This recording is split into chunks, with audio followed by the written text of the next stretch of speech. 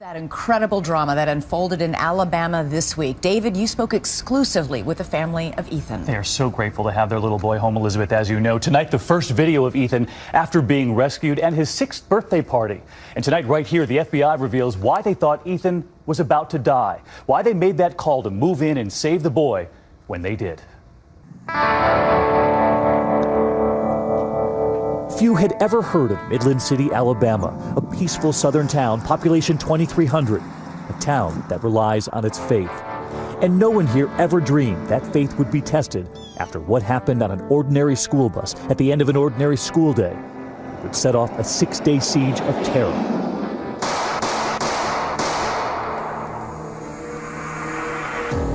It all began when bus driver Chuck Poland, 66 years old, known for calling the school children his kids, brought the bus to a halt, flagged down by Jimmy Lee Dykes, who lived along the bus route. Dykes would immediately make demands. He wanted 2 of the children on that bus. And sitting up front in his favorite seat, a 5-year-old named Ethan. Tell me where Ethan was sitting, and did he usually have a name tag on his seat? He had a name tag up here where it said Ethan. Terica Singletary was on the bus with Ethan. She showed us where she was sitting in the back. She could hear those terrifying demands up front. You said he kept threatening. And what was he saying? He said, I'll harm y'all. I don't care. I just want 2 kids. It sounded like he was finna really kill us. I was like, she showed us how she and the other children crouched behind their seats, her fingers to her ears, afraid gunshots were coming. And as the driver tried to throw the bus in reverse, he was shot several times. He was dead, and the gunman grabbed the first child he could get to, little Ethan. The child is on the line with us and just advising that the bus driver's been shot. Just had a bus driver shot, possibly deceased. Suspect has removed the child from the bus. The children watched as Dykes pulled Ethan away, and they knew they had to get themselves off that bus, back through that front door, walking past the bus driver, Mr. Poland, who was slumped in his seat. And by then, Ethan was gone. The shooter, Jimmy Lee Dykes, had taken him onto his property and down through a hatch into a bunker he'd made himself. 2020 obtaining this video from the neighbor across the street, the first moments after police arrived.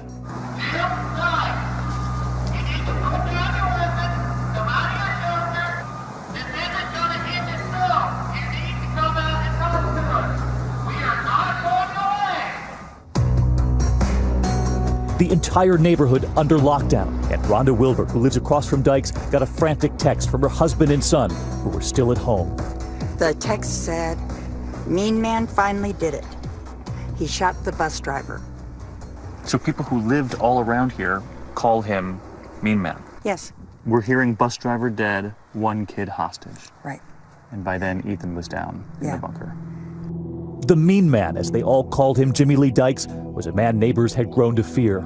A decorated Navy veteran, he'd grown suspicious of the government. He was known for his rants, and he was always carrying a gun. He usually had by him at least a rifle and a shovel.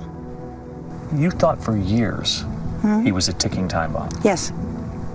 I don't think that there's a single person on the road that he didn't threaten to kill at one point or another. He threatened to kill you? Yes. He threatened to kill us all, yes. Now he was underground in that primitive bunker, just 6 by 8 feet, with Ethan, who we would all soon learn is autistic. Not only was his mother terrified for his safety, she was terrified how he might react, held underground by a stranger. You believe he had planned to take a child into that bunker? Yes, 100%. He had a very specific plan. He was very methodical, very detailed, and through our communications with the negotiators, he was very proud of his plan. That plan was just now playing out. The only way into that bunker, a trap door at the top. SWAT teams and negotiators began the careful task of trying to get Ethan out.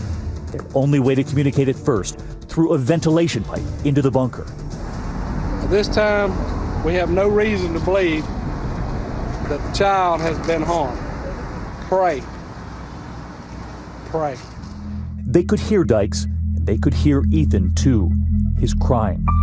Could you hear Ethan upset? You could hear him upset and stuff. Crying? Yes. And for Ethan's mother, anguish. She could not hold her Ethan, the boy who loved to be hugged. How do you tell a mother that it's going to be okay when her boy is in that bunker? she asked me this question. She said, "Pastor, what have I done wrong?" Ethan's older brother Cameron never leaving their mother's side, speaking to 2020 for the first time. One of the hardest things for your family was not being able to hug him, because Ethan loves to be hugged, right? That's correct. And it was very hard not to be able to physically touch him and hug him and, really be there for him. The shooter. Negotiators could also hear something else, a TV on in the bunker. They knew it was another way to reach Dykes. The country was watching when you came out and you said, "Thank you for taking care of our child." I want to thank him for taking care of our child. You were talking to him? Yes.